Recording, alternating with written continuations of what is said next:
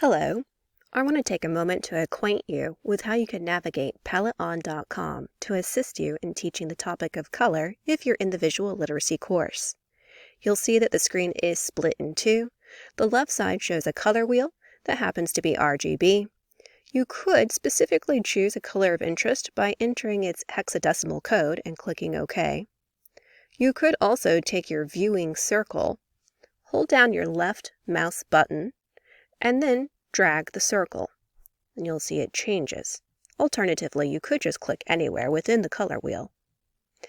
What you're noticing on the right-hand side is that this is a zoomed-in view of where my viewfinder or my circle happens to be. It also shows additional colors that may complement or be adjacent to it as well. In the center here, you do have the ability to change, perhaps, how saturated, the hue, the opposite.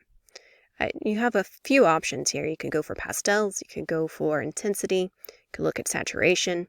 This is very fun to play with. It's completely up to you with respect to how you want to present the middle circle. The most fun, though, would be the outer circle. By default, the monochromatic view will show. If you will draw your attention to the top of the color wheel, you'll see that we have 5 smaller circles. Monochromatic far left is a default. You could click on the second one, which shows adjacent colors. Third is a triad. The fourth is a tetrad. The one I enjoy messing with the most would be the last choice of freestyle. It still shows 4 colors. However, I have the ability to once again hold down my left mouse button and the shift key, and then I can just drag the circle wherever I please.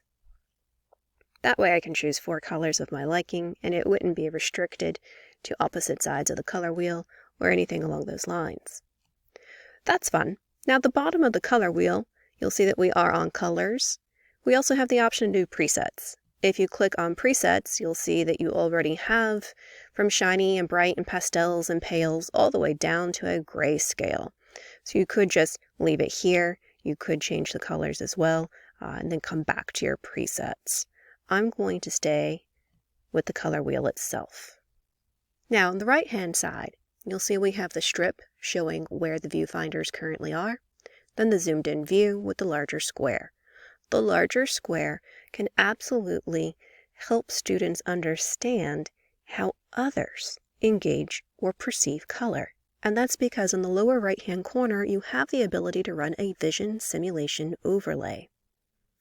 If you click on or hover on colorblind simulation, you do have the ability to select the 3 most common vision insensitivity issues.